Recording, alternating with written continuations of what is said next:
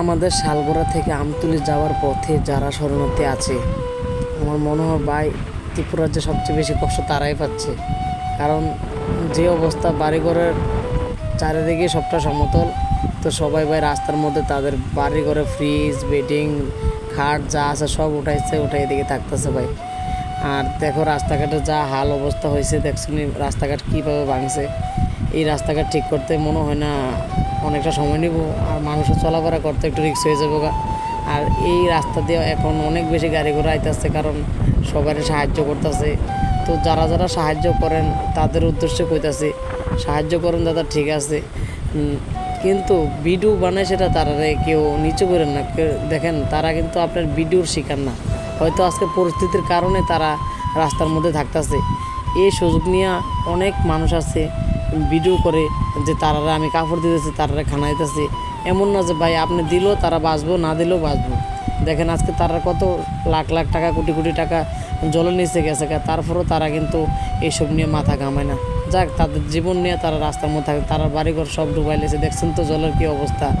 তো কেউ মনে কিচ্ছু নেবেন না, আমি এই কথাটা কি লেখছি, বিবেকে খাটেন যে হ্যাঁ কথাটা কি সঠিক না বেঠিক। আর অনেকে অনেক অনেক কি সবাই, মোটামুটি সবাই সেটা ভিডিও করে 2 টাকা দিত না, ভিডিও কামানোর লাগে 10 টাকা। এরকম ব্যবহারটা করবেন না ভাই, খুবই খারাপ লাগে। যারা যারা ভিডিও করেন তারা খুব অসহায় দেখে আজকে আপনারা যে যেমনি আইতেছেন এমনি তারালো করতেছেন, এই কাজটা কিন্তু একদম হয় না। তো কী কমো ভাই, দেখেন শালগড়া থেকে আমতলী যে রাস্তাটা, পুরো রাস্তার মধ্যেই যে মানুষ কত কষ্টে যে মানুষ এই গরু ছাগল এবং বাড়িঘর নিয়ে আসে, এত কষ্ট লাগে ভাই। দেখলে কইতাম, নিজের চোখে দেখতেন তো বুঝতে। আমি তো ভাই এত কষ্ট করে ভিডিওটা করতেছি, তারপরেও করোনা ঠিক না, কিন্তু আমি শুধুমাত্র আমরা দেখাইতাম যে তারা কতটুকু কষ্ট করে সে আজকে রাস্তার মধ্যে পড়ে রয়েছে, কোনোখানে যাওয়ানোর জায়গা নেই।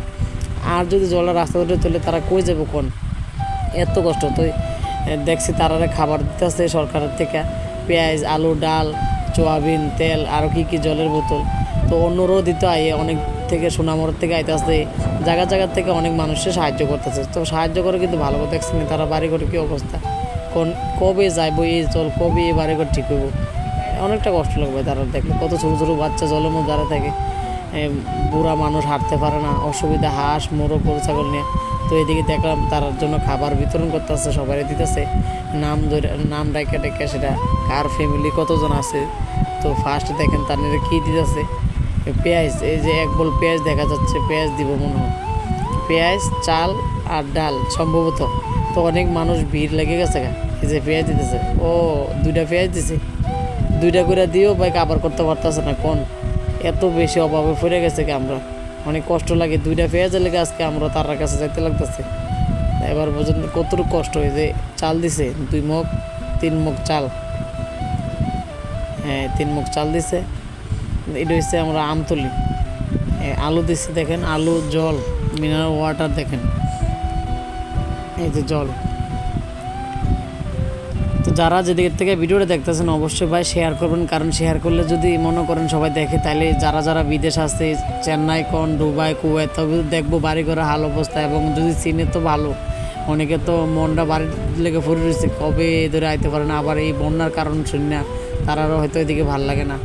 তো আমি এই ভিডিওটা করছি শুধু তারার উদ্দেশ্যে, এবং মানুষ যাতে জানতে পারে আমাদের এখানে কি অবস্থা, কীরকম সমস্যা হয়েছে। তো দেখতে থাকুন ভাই ভিডিও।